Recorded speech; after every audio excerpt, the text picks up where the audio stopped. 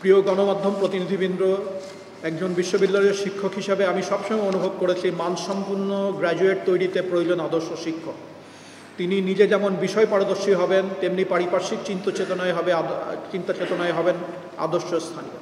কিন্তু আপনারা সবাই জানেন, বিগত বছরগুলোতে রাজশাহী বিশ্ববিদ্যালয়ে সেই ধারার নিদারুণ অভাব লক্ষিত হচ্ছিল, এবং আজকে যে আমরা সংকটগুলোর ভিতরে আছি তার পেছনে একটা প্রধান কারণ হচ্ছে বিভিন্ন বিভাগে অযোগ্য শিক্ষক নিয়োগ দেয়া এবং দুইটি বিজ্ঞাপনের এগেনস্টে 5-6 জনকে নিয়োগ দিয়ে দেয়া, এবং এই নিয়োগে রাজনৈতিক মতাদর্শ এবং বিভিন্ন রকম নন একাডেমিক বিষয়কে অগ্রাধিকার দেয়া।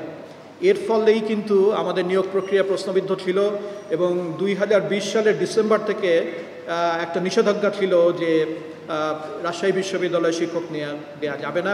বর্তমানে সেই নিষেধাজ্ঞা নেই, এবং আমাদের একটা অঙ্গীকার যে আমরা শুধুমাত্র যোগ্যতাকে সামনে রেখে আমরা সেরা ছেলে মেয়েগুলোকে বিশ্ববিদ্যালয়ে নিয়োগ দিয়ে যাচ্ছি এবং দিয়ে যেতে চাই। সেই কাজটাই চলছে এখন। শিক্ষক নিয়োগ প্রক্রিয়ায় সর্বোচ্চ স্বচ্ছতা নিয়ে আসার চেষ্টা আমরা করছি, এবং এখানে একটা লিখিত পরীক্ষার চর্চা শুরু হয়েছে। লিখিত পরীক্ষা নিয়ে অনেকের অনেক ধরনের প্রশ্ন আছে।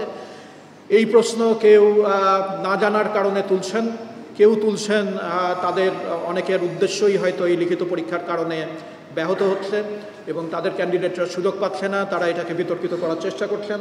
আমরা সর্বোচ্চ স্বচ্ছতার ভিতর দিয়ে এবং এমন প্রক্রিয়ায় লিখিত পরীক্ষা নেওয়ার চেষ্টা করছি যেখানে একেবারে সাধারণ বিষয়গুলো নিয়ে শিক্ষকতা করতে গেলে যেই বিষয়গুলো সম্পর্কে একজন প্রার্থীর জানতেই হবে সেই সমস্ত বিষয়গুলোকেই আমরা প্রশ্নপত্রে স্থান দিচ্ছি।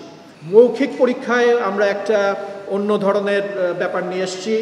আমার নিজের অভিজ্ঞতা আছে এবং আমি জানি মৌখিক পরীক্ষায় অনেক প্রশ্ন করা হয় যেটা সম্পূর্ণ অপ্রাসঙ্গিক।